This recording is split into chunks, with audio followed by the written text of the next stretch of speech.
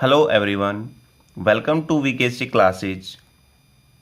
Myself विकास जांगड़ा। आज जो हम लेक्चर करने जा रहे हैं वो हमारा क्लास 12 से है। पिछले वीडियो में हमने ड्रिफ्ट वेलोसिटी और उसके रिलेशन के बारे में पढ़ा था। ठीक है, आज जो टॉपिक हम कर रहे हैं उसमें से कई टॉपिक आप ऑलरेडी 10th क्लास के अंदर कर चुके हैं। कौन कौन से कर चुके हो? जैसे ओम्स लॉ,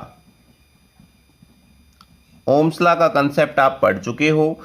आपको पता है V जो होता है वो डायरेक्टली प्रोपोर्शनल होता है करंट के, और इस रिलेशन से हमारे पास V = IR निकला था।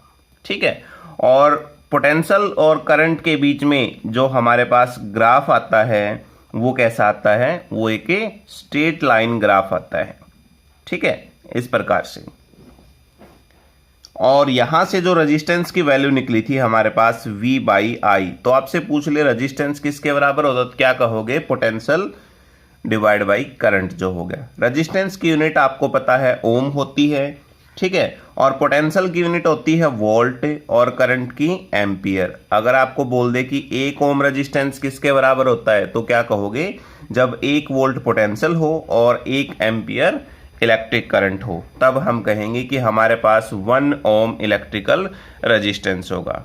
ठीक है, जो नई बात आपके लिए वो है कंडक्टेंस।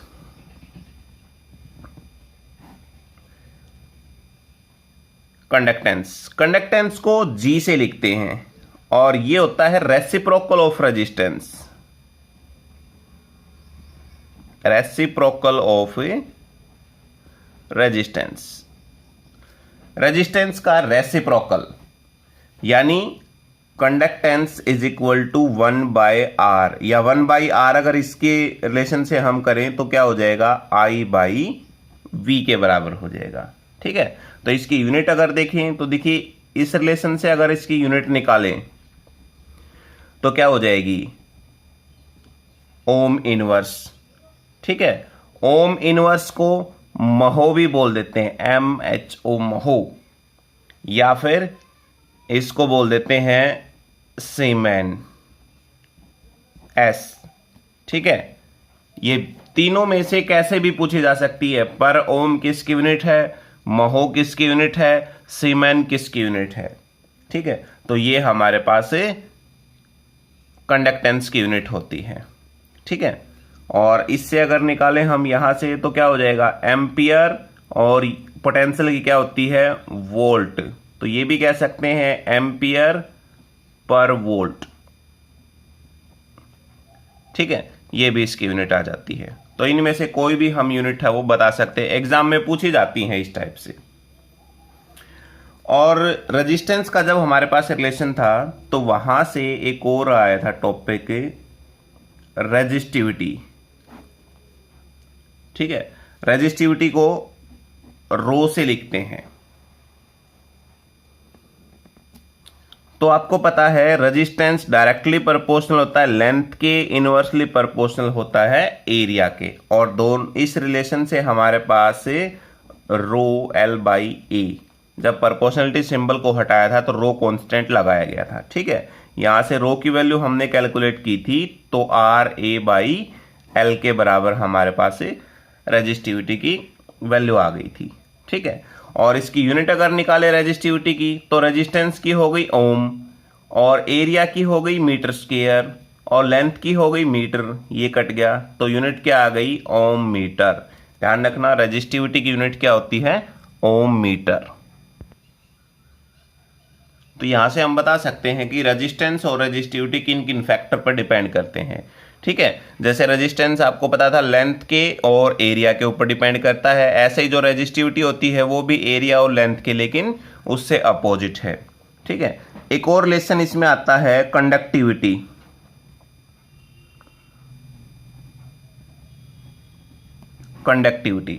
कंडक्टिविटी को सिग्मा से लिखा जाता है। ठीक है, और ये हमारे पास होती है reciprocal of resistivity. Reciprocal of resistivity, यानी सिग्मा = 1/ρ।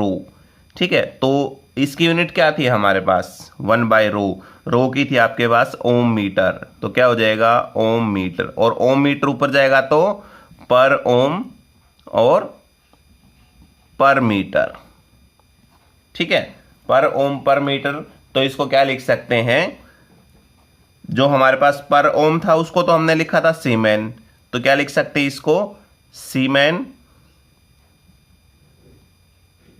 पर मीटर, ठीक है, ये ध्यान रखना आपने, ये इसी की यूनिट होती है। या फिर इसको लिख सकते हैं सीमेन, ये पर ओम को लिखा था हमने महो, महो पर मीटर, ये यूनिट, ये और ये एग्जाम में ऑप्शन टाइप क्वेश्चन के लिए बहुत इंपॉर्टेंट है, तो इसको आपने ध्यान रखना है।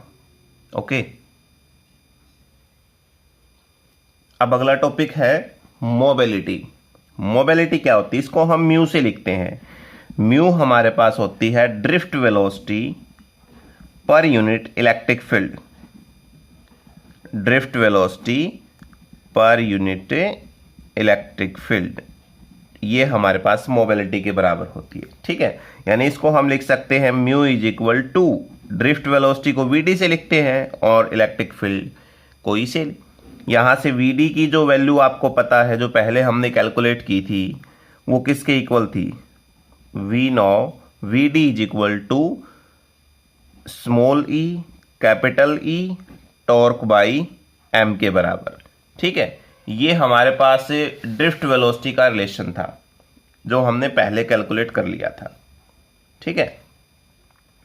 तो यहां से जो वीडी की वैल्यू है वो पुट कर देते हैं इसके अंदर, तो वीडी की वैल्यू पुट करते हैं तो म्यू किसके इक्वल आ गया, small e capital E torque by M और डिवाइड में ई से ई कैंसिल आउट, म्यू की वैल्यू किसकी इक्वल आ गई, ई टॉर्क बाई एम के बराबर आ गई, ठीक है। ये हमारे पास मोबिलिटी का क्या रिलेशन आ गया हमारे पास, mu is equal to E torque by M जो हो जाएगा, ठीक है। टॉर्क क्या है यहां पर, रिलैक्सेशन टाइम,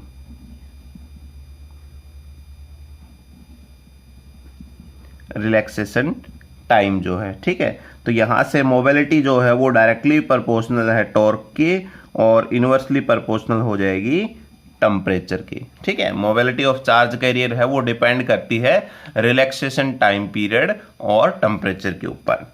यहां से इसकी एसआई यूनिट अगर निकालें हम तो किसके बराबर हो जाएगी, तो म्यू किसके इक्वल था हमारे पास, VD divide by electric field, drift velocity per unit electric field.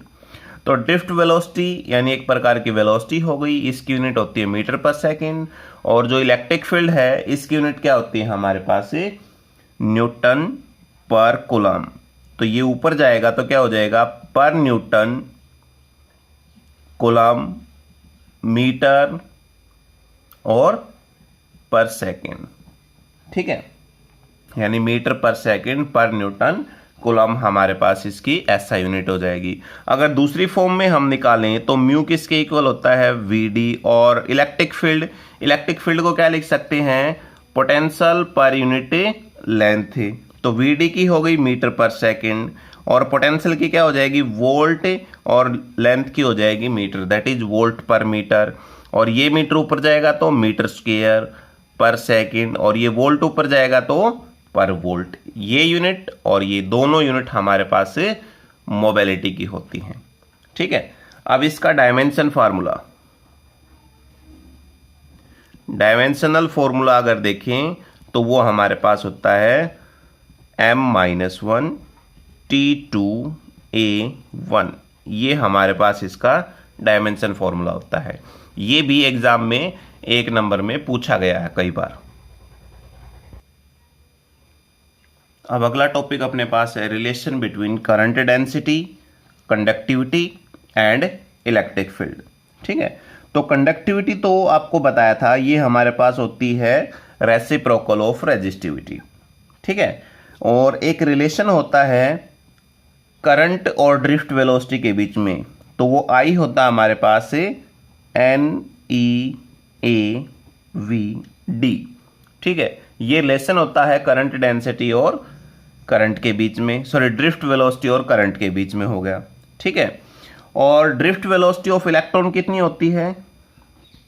Drift velocity of electron वो वीडी, और किसके इक्वल?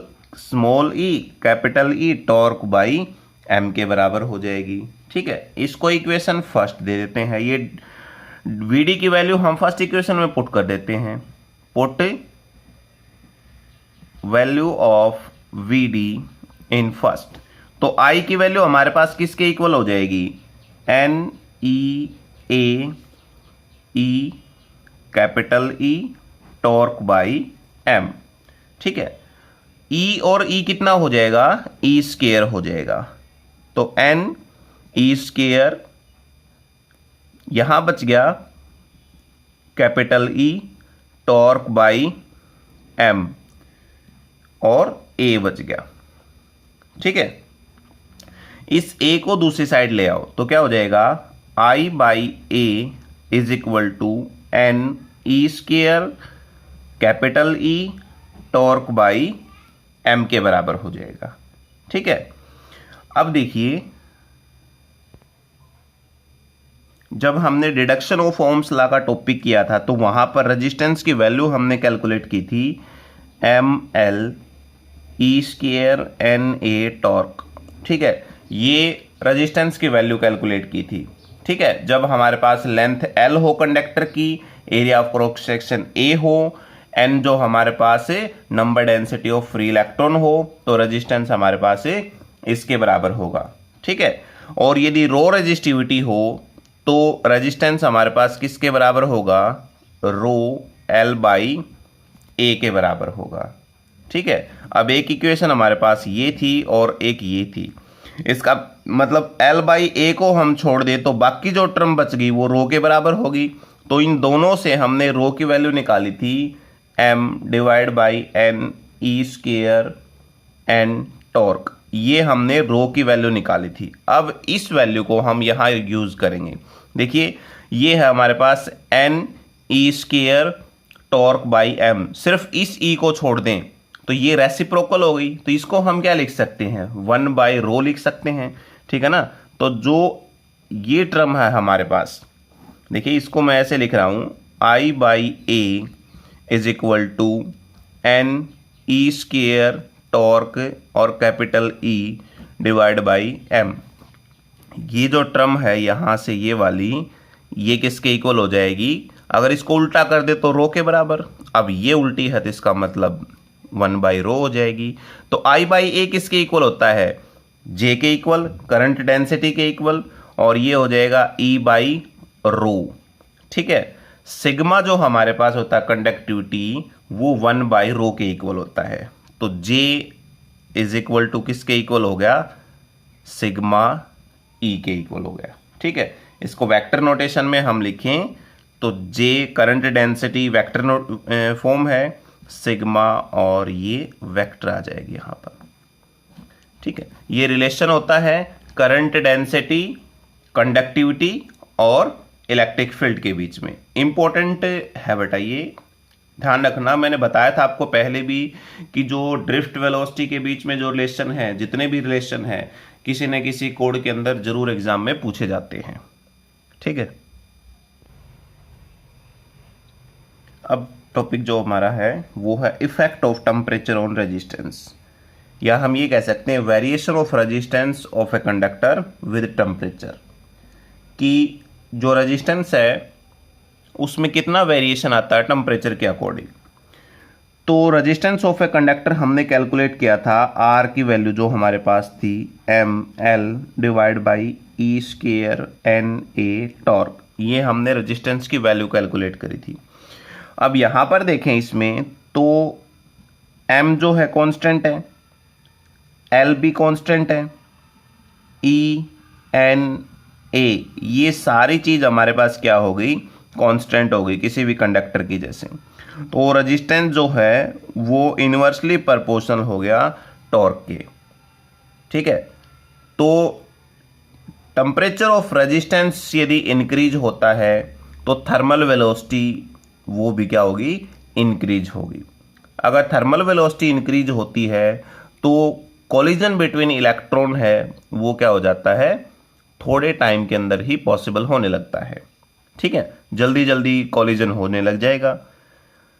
और जो रिलैक्सेशन टाइम है वो डिक्रीज हो जाएगा विद इंक्रीज इन टेम्परेचर। यानी हमारे पास जो टेम्परेचर है वो इन्वर्सली प्रोपोर्शनल होगा 1/टॉर्क के, क्योंकि आपको पता है रेजिस्टेंस जो है वो डायरेक्टली प्रोपोर्शनल होता है टेम्परेचर के। ठीक है, तो ये बात ध्यान रखना, जितना ज़्यादा रेजिस्टेंस इंक्रीज होगा थर्मल वेलोसिटी उतनी ही ज़्यादा होगी इलेक्ट्रॉन की, और कोलिजन होगा वो भी थोड़े टाइम के अंदर ही जल्दी जल्दी पॉसिबल होने लग जाएगा। ठीक है, जैसे जैसे वेलोसिटी बढ़ेगी, मान लो जैसे किसी भी कंडक्टर के अंदर देखिए, यहाँ पर हमने कंडक्टर देख लिया, ठीक है, और इसके अंदर फिर इलेक्ट्रॉन मूव करने लग रहे हैं, कोई इस प्रकार कोई इस प्रकार। तो जैसे जैसे इनकी वेलोसिटी बढ़ती चलेगी तो इनका कोलिजन है और जल्दी जल्दी है वो होता रहेगा। ठीक है, तो यहाँ से रेजिस्टेंस जो है वो इन्वर्सली प्रोपोर्शनल हो गया 1/टॉर्क के, और यहाँ से टेम्परेचर का रिलेशन भी निकला है इन्वर्सली प्रोपोर्शनल 1/टॉर्क के। तो रेजिस्टेंस और टेम्परेचर के बीच में अगर ग्राफ देखें हम तो वो अप्रोक्सीमेट क्या होगा, लीनियर होगा। ठीक है, रेजिस्टेंस और टेम्परेचर के बीच में अगर ग्राफ देखें तो वो कैसा होगा, अप्रोक्सीमेट लीनियर होगा। ठीक है, यानी रेजिस्टेंस हमारे पास डायरेक्टली प्रोपोर्शनल होता है टेम्परेचर के, तो ग्राफ कैसा होगा, लीनियर होगा। यहाँ पर हमारे पास से R0 रेजिस्टेंस हो गया। ठीक है, अब हमने मान लिया कि हमारे पास कोई लेंथ है, L लेंथ की कोई रोड होगी। ठीक है, ये टोटल रोड हमने क्या मान ली, L लेंथ की हमारे पास से रोड है, और हमने इसका टेम्परेचर इंक्रीज कर दिया, डेल्टा T टेम्परेचर इंक्रीज कर दिया। तो जैसे हमने डेल्टा T टेम्परेचर इंक्रीज किया है तो इसकी लेंथ भी इंक्रीज हो जाएगी। कहाँ तक इंक्रीज हो जाएगी, डेल्टा L तक इसकी लेंथ इंक्रीज हो जाएगी। ठीक है, यानी जो चेंज इन लेंथ है वो डायरेक्टली प्रोपोर्शनल हो जाएगी ओरिजिनल लेंथ के, और चेंज इन लेंथ जो है वो डायरेक्टली प्रोपोर्शनल होगी टेम्परेचर के भी। कितना ज़्यादा टेम्परेचर चेंज होगा, तो एक इक्वेशन ये है और एक ये है, दोनों इक्वेशन से चेंज इन लेंथ जो है वो हमारे पास किसके इक्वल हो जाएगी, L इंटू डेल्टा T के इक्वल हो जाएगी। ठीक है, और यहाँ से प्रोपोर्शनलिटी को हम हटाएंगे तो कांस्टेंट लगा देंगे, और कांस्टेंट हमने लगा दिया alpha, L into delta T। Alpha लगा दो, बीटा लगा दो। यहाँ पर अल्फा क्या है, अल्फा हमारे पास है कोफिशिएंट ऑफ लीनियर एक्सपेंशन। तो अब ये रिलेशन अगर देखा हो बेटा आपने तो याद आ जाएगा, 11th क्लास में हमने इसके बारे में पढ़ा हुआ है, कोफिशिएंट ऑफ एक्सपेंशन। ठीक है, इसमें हमने लीनियर एक्सपेंशन भी पढ़ा हुआ है, एरिया एक्सपेंशन भी और वॉल्यूम एक्सपेंशन भी, जिसमें हमने अल्फा, बीटा और गामा तीनों के बीच में रिलेशन भी कैलकुलेट किया था। ठीक है, बिल्कुल इसी प्रोसेस से हम वैल्यू निकालेंगे कि रेजिस्टेंस की किन किन फैक्टर पर ये डिपेंड करता है ऐसे। ठीक है, तो देखिए हमने मान लिया कि हमारे पास R0 है। R0 क्या है, ओरिजिनल रेजिस्टेंस, ओरिजिनल रेजिस्टेंस है, और ये ओरिजिनल रेजिस्टेंस जो हमारे पास होगा वो 0 डिग्री सेल्सियस पर होगा, एट 0 डिग्री सेल्सियस।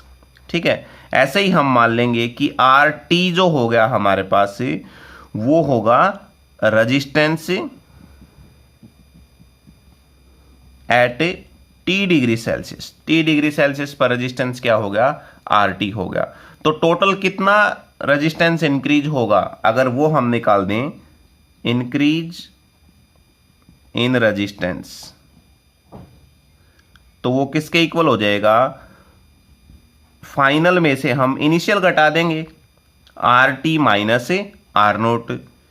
ठीक है, तो इंक्रीज इन लेंथ हमारे पास जो है वो किसके इक्वल हो जाएगा, R T minus R naught, यानी ये चीज डायरेक्टली प्रोपोर्शनल हो जाएगी जो हमारे पास ओरिजिनल रेजिस्टेंस था, आर नोट जो था। ठीक है, ये इक्वेशन फर्स्ट हो जाएगी। ठीक है, तो R T minus R naught है, ये डायरेक्टली प्रोपोर्शनल हो जाएगा आर नोट के। ठीक है, अब यहां से देखें हम कि कितना इंक्रीज इन टेम्परेचर हुआ है। तो increase in temperature R T minus R naught, ये डायरेक्टली प्रोपोर्शनल हो जाएगा जितना फाइनल टेम्परेचर था टी डिग्री पर और 0 डिग्री पर, तो टी माइनस 0। तो इसको हम क्या लिख सकते हैं, R T minus R naught directly proportional हो गया टी के। ठीक है, और यहां से अगर हम देखें इसमें तो ये इक्वेशन सेकंड बन जाएगी। देखिए R T minus R naught के डायरेक्टली प्रोपोर्शनल भी है और ये भी हमारे पास टी के डायरेक्टली प्रोपोर्शनल हो गया। तो दोनों इक्वेशन से हम क्या कह सकते हैं, R T minus R naught ये डायरेक्टली प्रोपोर्शनल हो जाएगा हमारे पास से आर नोट टी के। और जब प्रोपोर्शनलिटी को हम हटाएंगे तो इक्वल लगेगा यहाँ पर, R T minus R naught बोल दो, आर जीरो बोल दो, ये इक्वल हो जाएगा और यहाँ पर कांस्टेंट लग जाएगा अल्फा आर नोट। यहाँ से अल्फा की वैल्यू क्या आ जाएगी, R T minus R naught divide by R naught T के इक्वल हो जाएगा। ठीक है, अल्फा क्या है यहाँ पर, कोफिशिएंट ऑफ रेजिस्टेंस। अल्फा क्या हो जाएगा, कोफिशिएंट ऑफ रेजिस्टेंस। ठीक है, तो यहां से alpha R T minus R naught किसके इक्वल था, change in resistance, increase in resistance कह सकते हैं, इंक्रीज इन रेजिस्टेंस। ठीक है, डिवाइड बाय आर नोट क्या था हमारे पास है, ओरिजिनल रेजिस्टेंस, और टी क्या है यहां पर, रेजिस्टेंस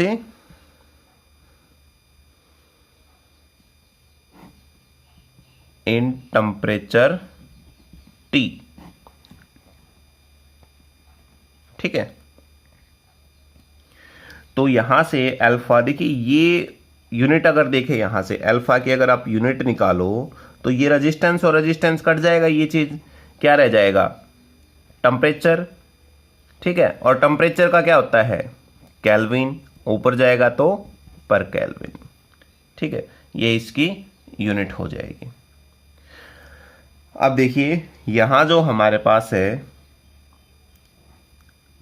इस रिलेशन से हम देखें तो alpha R naught T is equal to R T minus R naught ये था। तो टी टेम्परेचर के अंदर हम यहां से कैलकुलेट करें कितना रेजिस्टेंस हो जाएगा, तो ये हमारे पास आर नोट दूसरी साइड जाकर मल्टीप्लाई में, तो R T is equal to R naught plus alpha R naught T, और यहां से R T is equal to, इसमें से आर नोट कॉमन ले लेते हैं तो ये आ जाएगा 1 प्लस अल्फा टी। तो टी टेम्परेचर के दौरान हम रेजिस्टेंस निकालें तो वो हमारे पास इसके बराबर आ जाएगा। ठीक है, इन केस कि हमें कोई भी टेम्परेचर नहीं दिया हो कि भी टी डिग्री सेल्सियस है या फिर कितना है, कोई भी एक्स वाई जेड टेम्परेचर की वैल्यू हमारे पास नहीं दे रखी हो। ठीक है, तो हम मान ले उसमें कि जो T1 टेम्परेचर है, let T1 temperature at resistance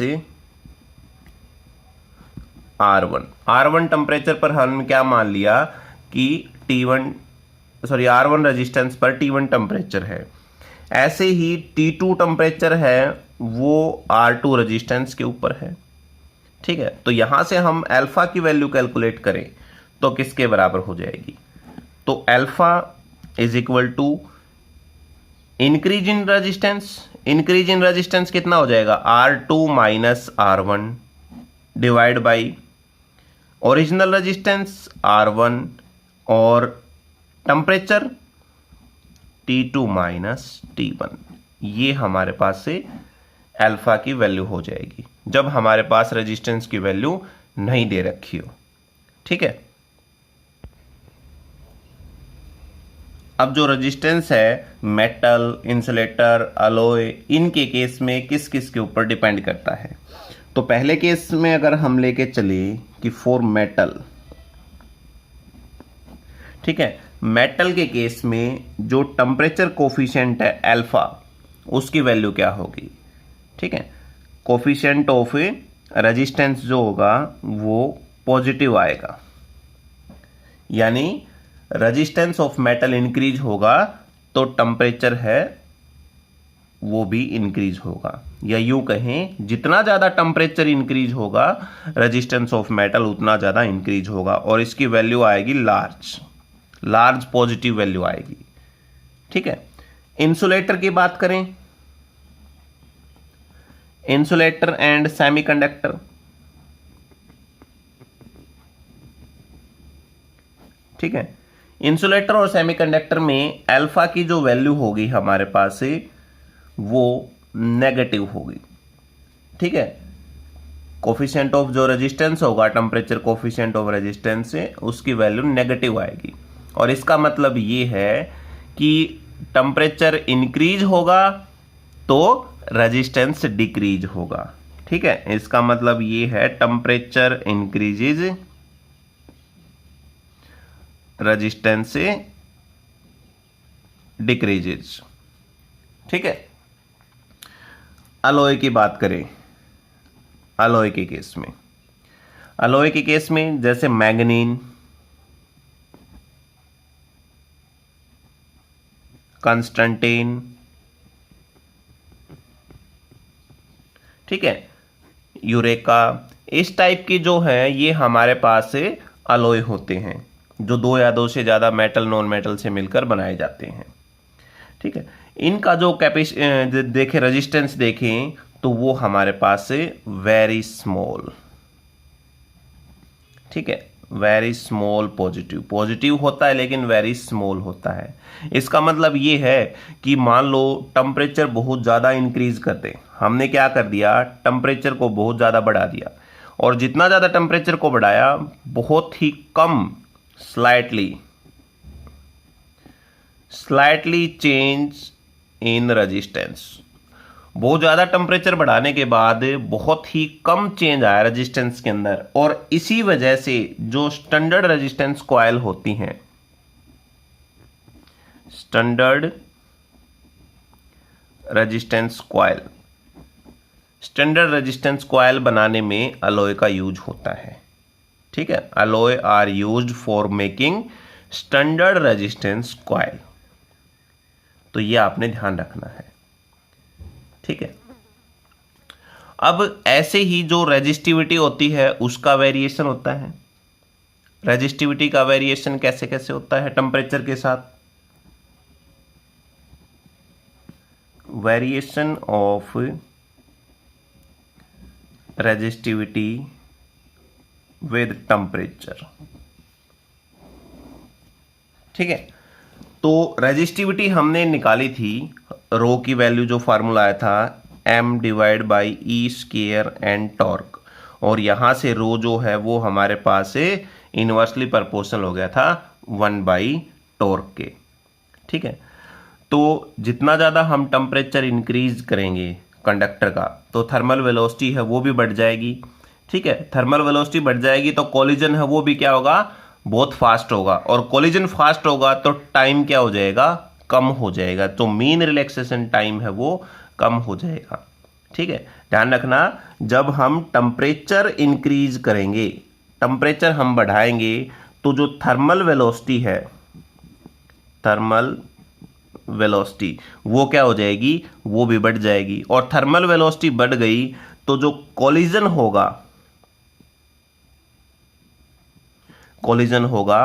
collision between electrons, वो क्या हो जाएगा, फास्ट हो जाएगा।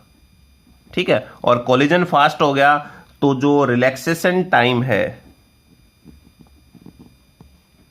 वो क्या हो जाएगा, डिक्रीज हो जाएगा, कम हो जाएगा। ठीक है, तो टेम्परेचर यहां से इनवर्सली प्रोपोर्शनल हो गया 1/टॉर्क के। ठीक है, तो रेजिस्टिविटी जो होती है कंडक्टर के केस में, जब टेम्परेचर इंक्रीज होता है तो कैसा आएगा, लीनियर इसमें ग्राफ आएगा। यानी ग्राफ होता है, ये एग्जाम में पूछ लिया जाता है, रेजिस्टेंस और टेम्परेचर के बीच में अगर ग्राफ देखें तो कैसा होगा, इस प्रकार से, और जो रेजिस्टिविटी होगी वो कैसी होगी, लीनियरली होगी। यानी resistivity of conductor increases with increase in temperature linearly. ठीक है, ये किसकी बात करते हैं, कंडक्टर के केस में। For conductor resistivity of conductor increases with increase in temperature.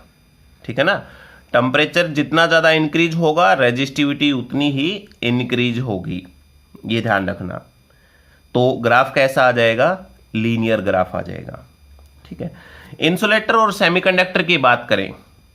ठीक है, इंसुलेटर और सेमीकंडक्टर में कैसा होगा, इंसुलेटर और सेमीकंडक्टर के बीच में अगर ग्राफ देखें, रेजिस्टेंस और टेम्परेचर में, तो वो ग्राफ कैसा होगा, वो इस प्रकार का ग्राफ होगा। ठीक है, ऐसा ग्राफ आएगा, ये रेजिस्टिविटी हो जाएगी।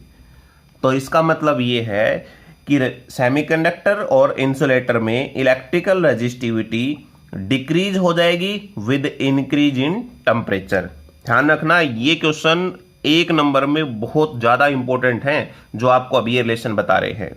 इंसुलेटर के केस में क्या होगा और सेमीकंडक्टर के केस में, जितनी ज्यादा रेजिस्टिविटी होगी टेम्परेचर उतना ही कम होगा, या यूं कहें जितना ज्यादा टेम्परेचर होगा रेजिस्टिविटी उतनी ही कम होगी। यानी ये इनवर्सली प्रोपोर्शनल होती है। ठीक है, तो ये रिलेशन थे, ये आप सभी ने करने हैं। आज का जो टॉपिक हुआ है ये हमारा बहुत ही इंपॉर्टेंट है कंपटीशन एग्जाम से रिलेटेड खासकर, और आपके ऑप्शन टाइप क्वेश्चन यहां से 100% बनना है, ये बात आप विशेष ध्यान रखें।